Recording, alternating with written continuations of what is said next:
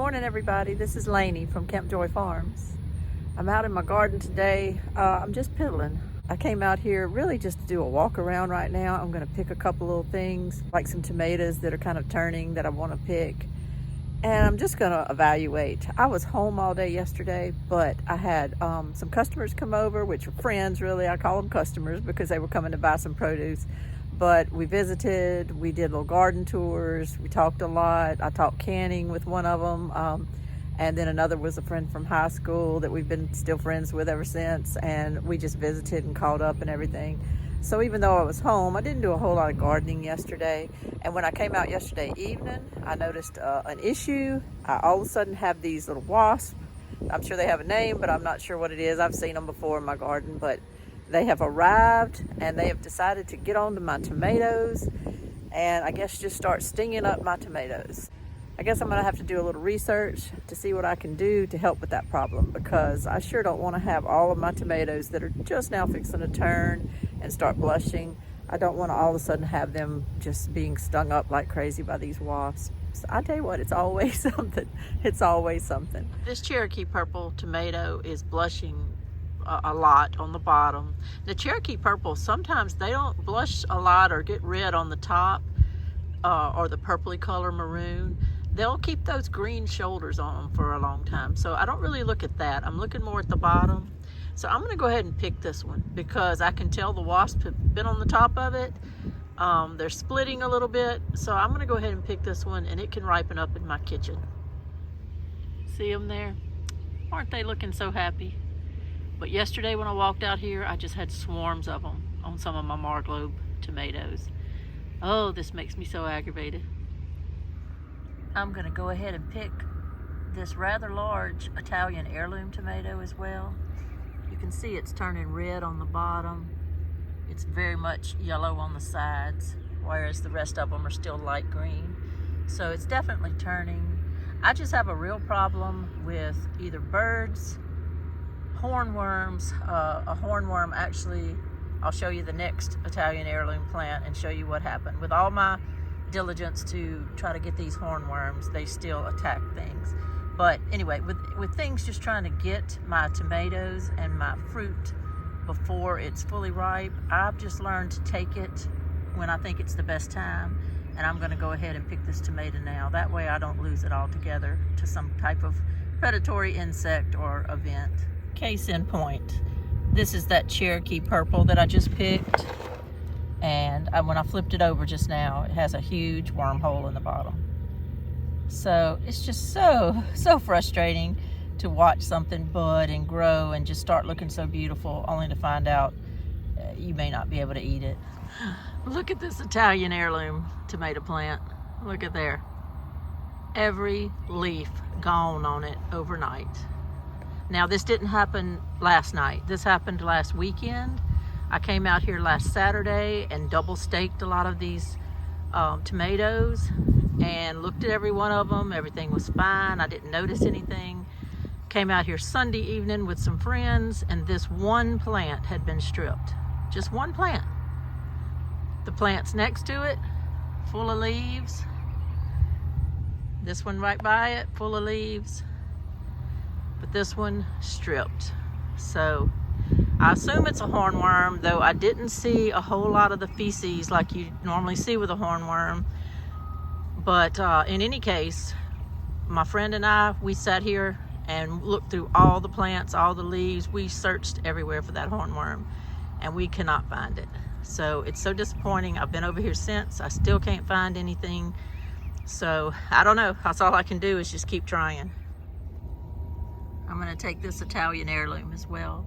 I tell you what, these are beautiful tomatoes. I've never grown them before. I didn't really realize how large they were, but these are beautiful tomatoes.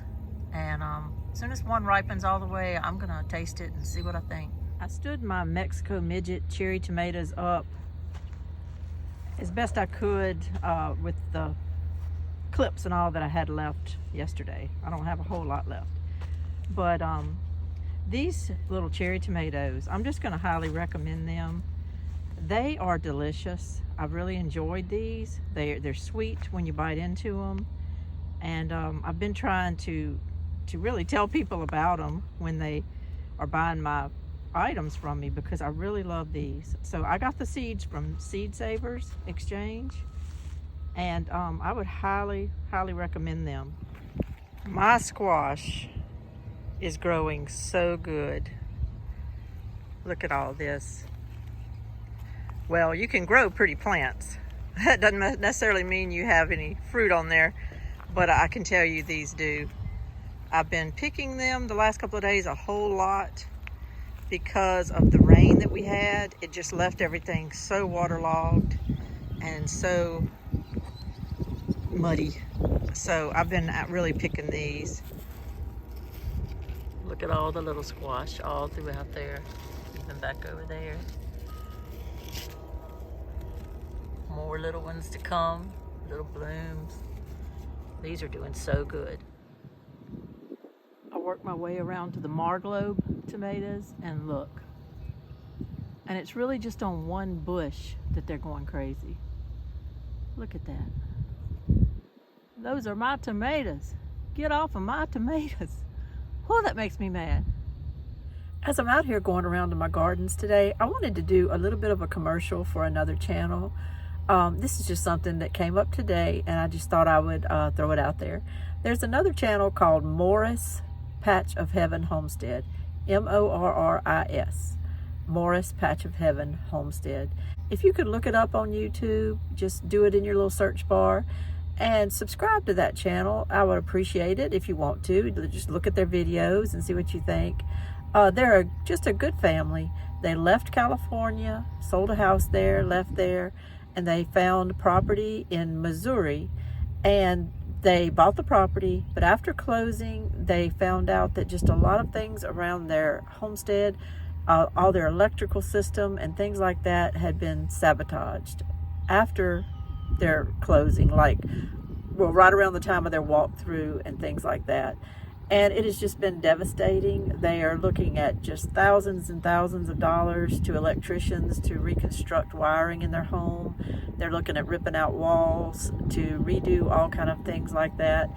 Things that weren't expected for them. Now, they're a channel that is a lot bigger than mine. They're already monetized, I'm sure, and they're making money and things like that. But I just thought if I could do my part, and that if everybody else that watches them could do their part to ask for more people to follow their channel, to ask for more support for their channel. YouTube picks up on those algorithms when all of a sudden you're getting tons of subscribers, you're getting tons of views on your videos. Hit the like button if you watch one of their videos, and comment. YouTube loves comments.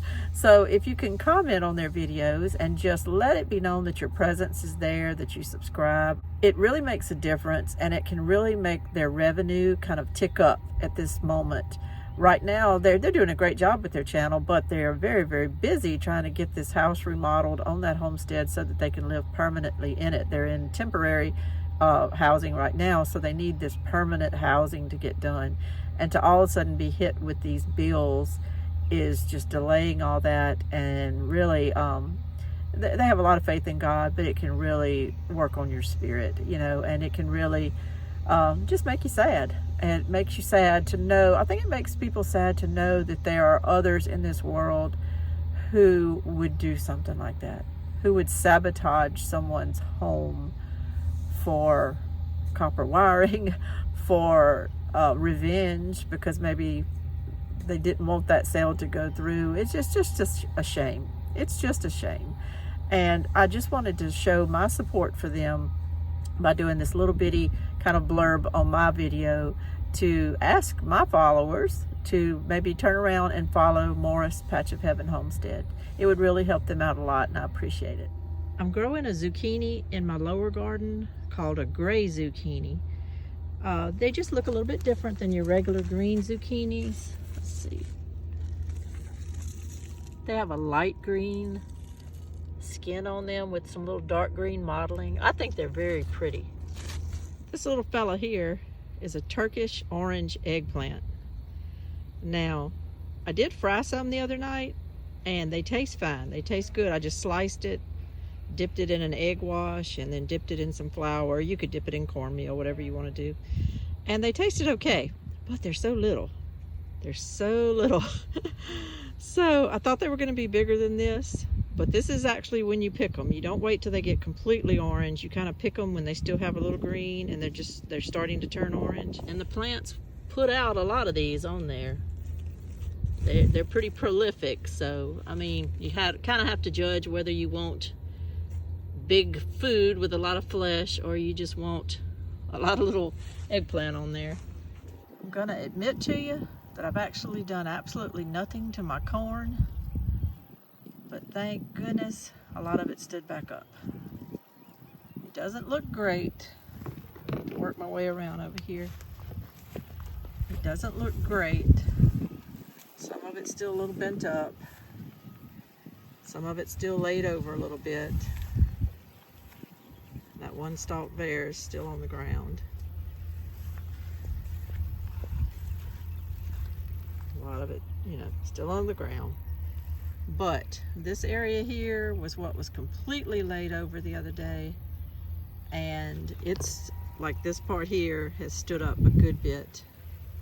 This has kind of stood up. But the corn in general, I would say 70% of it is standing up and looking okay. So I'm thankful for that. Where I planted my black-eyed peas and my zipper cream peas, you can see as I zoom in here that they are setting pods. Some of the bushes, not all the bushes.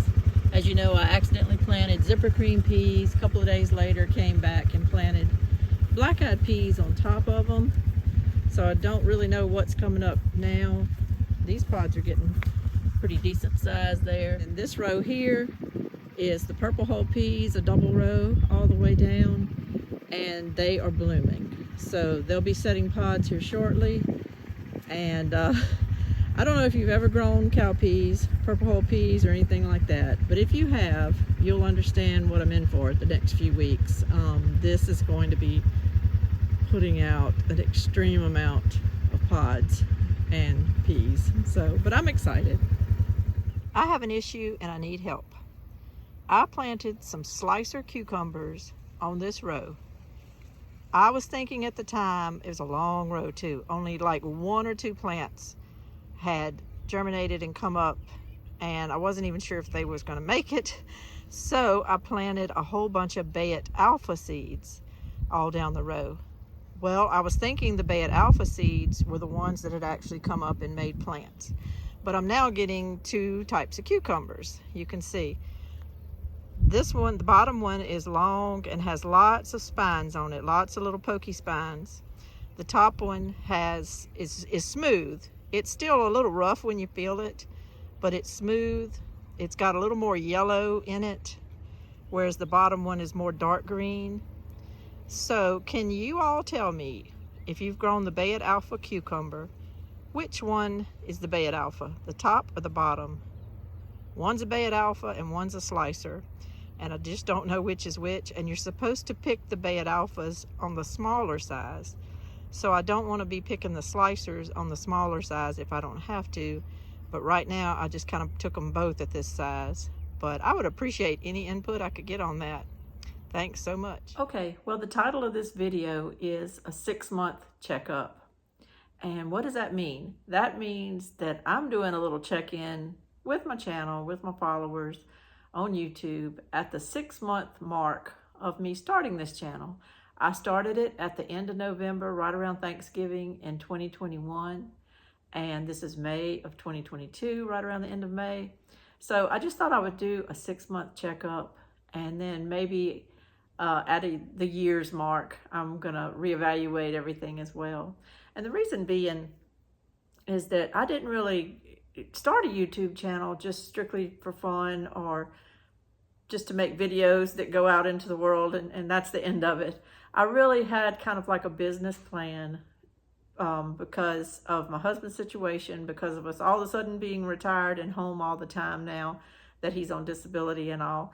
I thought to myself, well, if I'm going to be gardening, if I'm going to start Camp Joy Farms business, why not attach a YouTube channel onto that business to kind of show the progress of what I'm doing, to share the things I'm growing, because I love personally watching other people's channels. I love watching other people's gardens. I don't even care if they're perfect. A lot of times it's just the interaction between that person and the viewers that brightens my day.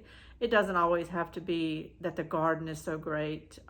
Sometimes, I'll be honest with you, some of the channels that purely talk to me as a student and try to teach all the time to me don't uplift me as much as the ones that just talk to me like we're friends. I would rather just interact with people as equals. I know that people that may come across my videos know 10 times more than I do. Sometimes some may not know anything, and they might be edified by something I'm saying or something I'm showing, and that's wonderful. It's just a balance, and you have to think of who you are. I'm just an ordinary person starting an ordinary garden in an ordinary community with not a big, extensively thought out business plan. And so that's, I guess, the people that would be attracted to my channel, or the people that pretty much have some type of knowledge but just want to follow my journey. People that don't need to be taught every little step of the way along the way. The reason that I don't do that sometimes is because I don't have time to do the research it would take to present a video that is extensively detailed and extensively researched. I don't have the time.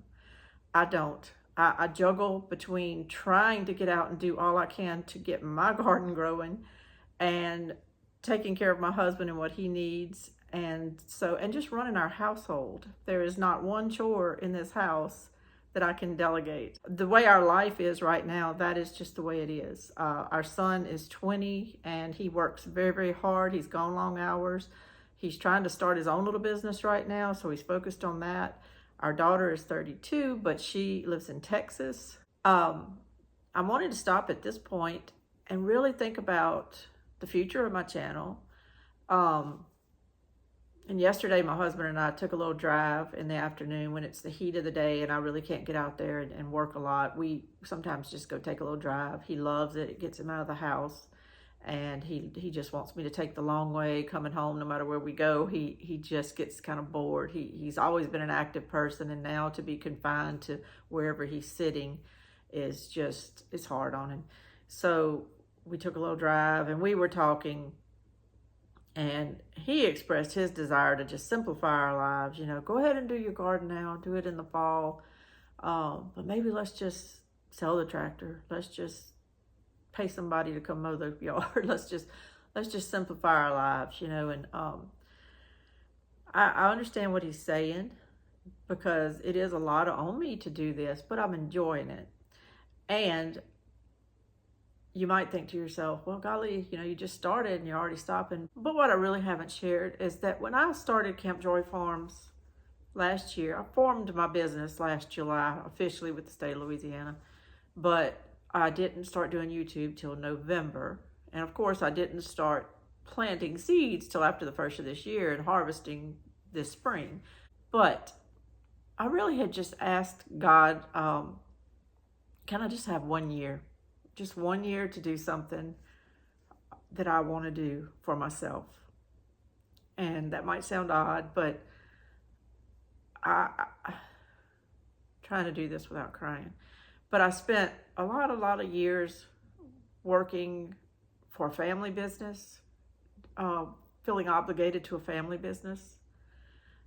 It wasn't my calling in life. It wasn't anything that really gratified me day to day.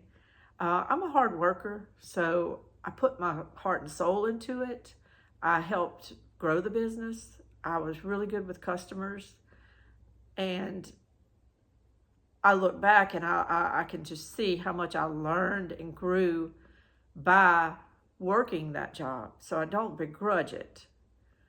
But I also, it's funny how you can go to work every day and do your job and do it well, and yet on the other side of your mind, you're thinking to yourself, I don't want to be here. I want to be somewhere else. My talents are somewhere else.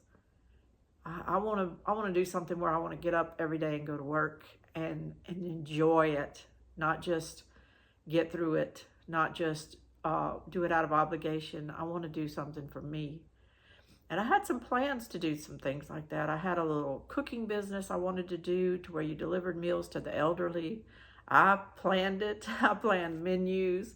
I created logos. It was called With Love from Laney's Kitchen. And I was going to just have mothers that were stay-at-home moms, but had kids in school to help me deliver these meals during the day. I had people telling me that they would subscribe to the service for their parents or for themselves, even if they were elderly.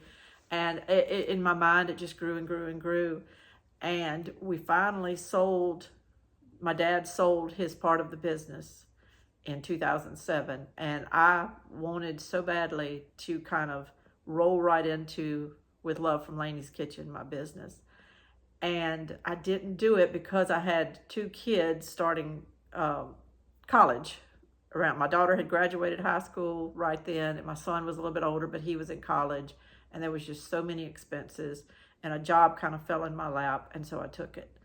And so I kept working that job, which I was enjoying, and I was working hard at, and I just try very hard. If I'm going to work for somebody and they're going to give me a paycheck, I try to do everything I can to earn that paycheck. I try to be as involved as I can and as present as I can, as conscientious as I can of the fact that if I don't work hard, I'm wasting their time and their money. That's just what's ingrained in me. I guess from working for a family business, I expected that out of other people.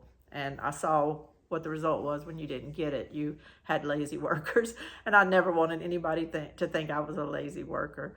So I always worked hard. So I was working hard for this job until I went home one day after 8 months on this job, and my son had committed suicide. And I'm just throwing that out there. I've said it before one other time on my videos, but my life changed at that moment.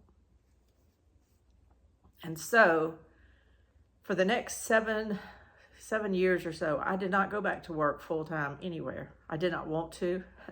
I couldn't imagine putting on that smiley face and going and dealing with the public and answering a phone and being cheerful and giving my heart and soul to any other company, no matter what it was, when my heart just wasn't into it. It was a horrible, horrible time in our lives to lose Ricky. And so I just lived for my family there for a long time. My youngest son was very little when this happened, just entering first grade, to be honest with you. And so I just became a room mom and threw my life into raising him, and hopefully him not having any type of emotional damage from this. My daughter also, you worry about your kids when something like this happens. My daughter had her first child, so we had a grandbaby. And life goes on, and you just have to throw yourself into it. But emotionally, I was not ready to start any kind of business or to go work for someone else and act all happy about being their employee. I did start building furniture during that time, but I did that at home, and it was more therapy for me to keep my hands and my mind busy than it was for money or for life goals or anything. But everything you do in life, you learn from it. And I learned a lot from building the furniture. And I gained a lot of confidence that I don't think I had before. You always wonder what your skill set is if you need to go find another job and things. And I don't know why, but building furniture, even though I don't want to go work building furniture for other people, it did give me confidence that I could produce things that were valuable to other people and that they would pay money for. And so I built a lot of tables, a lot of different things. I built some custom cabinetry for an antique shop nearby in a town that they still have. I went in there the other day, and when I checked out, I was checking out at the big counter that I had built. And on the other side of it, you can't see, but on the other side of it, there's a slot system for all their tissue paper and everything that I had to design and put in it. And it was a lot of work. And but it got done, and that's still being used now many years later. So it gave me some confidence that I at least could make money should I need to help feed our family should something ever happen. That gave me a really good confidence about that. But after that, I went back to work again. I went to work as a human resources assistant with a major accounting firm in Baton Rouge, Louisiana. And I went to work at another place where we dealt in schools a lot. And I did both of those jobs just for money. I did the first one for money because my son was entering high school at that point, and the tuition was going to double over his Catholic school, grade school tuition. It was going to double, so we needed to bring in some more money to help pay for that. And then the second job I took because they offered me more money, so I took that. It's all about money, and it's all about just getting by with the needs I had. Inside, though, I was dead. On those jobs, I was dead. I was not fulfilled. But there's always something good to look at when you look at things like this, because it was the travel time to and from those jobs. It was a good ways from my house, so I had a good drive every day in traffic to and from those jobs. And that's when I discovered YouTube. That's when I discovered the Hollers making their journey from California to North Carolina. That's when I discovered Justin Rhodes, some of the other channels that are well known. And that's when I started realizing about putting up food, not from those channels necessarily, but from some prepping type channels that I discovered about, to be honest with you, about EMPs, about other things that could happen. I had just never actually thought of it. I had not thought of it. I had always bought a lot of groceries, and you kind of wanted things in your freezer, but I did it because when we would come home from a ball game or something, I just wanted to kind of have food there if we had ball games till dark and after, and I needed to throw supper together real quick for our family. I didn't do it because I had this thought in my mind of what if we couldn't get to the grocery store for 6 months. So that was all new to me, and I discovered all of that and became really involved in listening to a lot of different channels and stuff because of those drives to those jobs that I didn't necessarily get fulfillment from. But God uses every minute of our time to teach us if we're open to learning. And I took those moments of time to learn. So as time went by, I was exposed to a lot of different channels, and I just saw average people like me starting YouTube channels and doing their thing and their gardening or whatever. And I thought, well, it's finally time. This was 2020. This was 2020. So I started doing any lunch hour, any drive time. I started formulating this plan to start my own gardening business. And I talked to one of my coworkers about it because her husband used to be an ag teacher, so she was real involved in. They had always had gardens and stuff, so I talked to her about it a whole lot. And she's like, "You could do it. You could do it, Lane. You just grow things. People will buy. They'll love vegetables. Just buy things." So that's what I did. I just formulated the plan in my mind and got it going, and then really in 2021, I was going to try to kind of semi-start it. I was babysitting my grandchild at this point. I'm sorry, I do need to say I had stopped working and started babysitting my little grandchild when he was born at this point. And so I was still babysitting him, and I didn't want to tell them to put him in daycare just so I could do gardens. But I started kind of formulating, how could I do this at home and sell on the weekends and do a roadside stand or go join one of the farmers markets or something like that. So the thought was all formulated in my mind. And then January 2021 hit, and my husband had a stroke. So all of a sudden that plan was out the door, and I just pretty much, it was all about getting him to survive, to thrive, to try to walk again, to get to all these therapy appointments, to just help him communicate. His speech has been severely impacted. And so, all the things that go on when you have a bad stroke. That's what we were dealing with in 2021. But because of the way things work, and you kind of need to have your ducks in a row, I did go ahead and apply for the business name in July of 2021. Just thinking, if I get a business name, maybe someday it'll all come together. And then by the fall, I started realizing, okay, maybe by the spring of 2022, I could actually manage everything. I could actually manage my husband's care and doing this. So that's what I did, and you've seen that journey. since November of 2021 when I started posting videos. And now it's May 2022 and my crops are coming in. It's harvest time and I'm doing it. I've had customers. People are coming here to my house, using my text and just communication I have with people to let them know when I have things ready. And so it's working out and I'm selling. We're not getting rich, but I'm selling some things and I'm enjoying it. We don't get as much company. I don't see as many people as we used to. So I've just thoroughly enjoyed this last week and a half of having company come to my house and walking away with things they're happy with and vegetables, and we talk and we laugh. And it has just been, for me, I did not realize how much I was missing communication with friends. So for me, it has been the biggest blessing. But back to the 6-month checkup. I asked God for a year. Now that year, for YouTube purposes, will be up in November, into November around Thanksgiving. And I'm going to stick to that. It's up to him whether this channel grows and succeeds or not. But I'm not going to ask any more of him than this year. I'm going to see about it. I'm going to track it. I'm going to enjoy every minute of it from now to November. But if at that point it's still a small channel and it's not monetized, the monetary aspect of it is why I started doing this, to help supplement our income.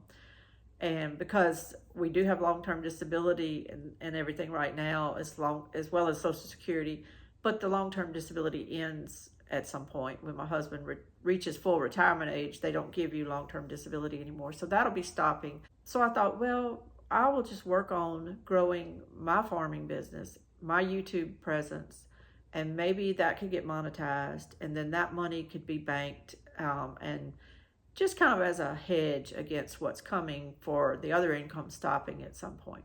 Now, YouTube doesn't take up a huge amount of my time. I don't do the type of videos where there's tons of footage and tons of editing. I just can't. And so, I've tried to simplify it. My videos, to me, are very simply put forward. And though I enjoy other people's editing, I enjoy the footage, I enjoy the music, I enjoy everything about other people's videos. I simply kind of have to dial it back because I don't have the hours in the day to do that as good as it is. But I feel like I try to put forward good content and meaningful content. And I do try to edit out things that I think are just wasting your time or, so boring that I'm bored looking at it. I try to edit those things out. And so I try to put forth the best content that I can for my little home place that we live on. And I hope you do enjoy it. I hope you do. And I hope this channel grows. I hope it can be monetized at some point. That's my goal. To do that, though, you have to have at least 1,000 followers. You have to have it, I think it's an and/or situation, or 4,000 viewing hours, which I don't know exactly how they calculate all that. It seems like you can put out lots of videos and have tons of little views on them, and your hours don't tick up that fast. So I'm not sure how all that works, but I do know that even when you reach those points, at that point, YouTube will notify you that you've reached those milestones, and you can apply to them to be monetized at that point, which I guess is a little process. I haven't gone through it, so I don't know. And then they will approve you to be monetized. And then I guess there's a lag time before you actually ever get a check or a deposit into your Venmo or however it works with PayPal or whatever. I'm not sure how it all works. But I guess there's going to be a time span between that. Okay, so if at a year I'm not looking at being close to those goals, I'll probably have to just let this channel go. And I regret that, and I will miss people. I've formed community on with some of the other smaller channels. I've formed community with the people that I know that watch my channel. They, people that, my friends, they'll comment to me about something I said or did on there. Oh, I loved it when you did this or that. So it's fun, and it's a talking point. And there's a creative side to me that loves this. There's putting together, trying to put together things that kind of flow to you so that it makes sense and all that. That's a skill. Not everybody can do that on YouTube. Not everybody can tell a story, and I may not be the greatest at it, but I am attempting to try to kind of have my videos tell a story when I'm a beginning, middle, and end, so that I don't feel like I'm wasting your time, so that maybe you can take something away from it. And I endeavored to do that and all, but I will have to let it go. So at the 6-point mark, I'm at 92 followers. I'm a little account, but for some reason, I still feel like sometimes you get shadow banned. I do speak my mind on here sometimes. Some of my videos are at topics that I choose to just talk about because they are so on my mind that I just feel like I have to speak and purge myself of those thoughts, or I feel hypocritical moving forward. And so I do speak my mind sometimes. But it's funny because I had told my sister a while back, I said, you know, it doesn't seem like YouTube wants me to get 90 followers. It just doesn't. I would get 89 and then it would drop back to 87 or 86. And then I would get 88 and it would drop back to 86. I'd go back up to 89, it would drop back. And I never had that problem before when I had next to no followers. Somebody said they followed you, your count ticked up. Well, all of a sudden when I got to where I was getting to nearing 100, you know, nearing that threshold, I'm all of a sudden getting to where I will get a notification saying someone followed me. And my count on my subscribers will never go up. It will just stay there. I don't know if it's because someone quit following me and unsubscribed at the exact same day someone subscribed, so it canceled each other out. I don't know, but it seems to me that it is so hard. I finally ticked up to 92, but it just seemed to won't let me go past that.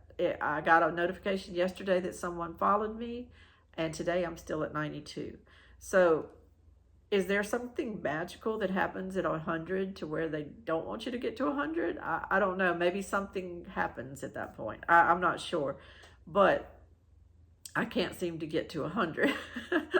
So I'm trying. I'm trying. So if you can support this channel in any way by just sharing it on your media, this is the only media that I have is YouTube. I do not do Facebook. I don't do Instagram. But if you could share this channel with your social media friends, I would appreciate it. If it grows, if it takes off, and I have hopes that it could. I have some channels that I follow that say that they had next to no following either, and then all of a sudden it just took off. So, okay, if this just takes off, then I will enjoy it. I will enjoy it. I will appreciate it. I will endeavor to make better and better videos and to just show you our lives in our garden and keep the interest going in my channel for as long as I can, for many, many years if I can. If it's not going to grow, then I'm okay. I will have to let it go because I need to spend my time doing other things.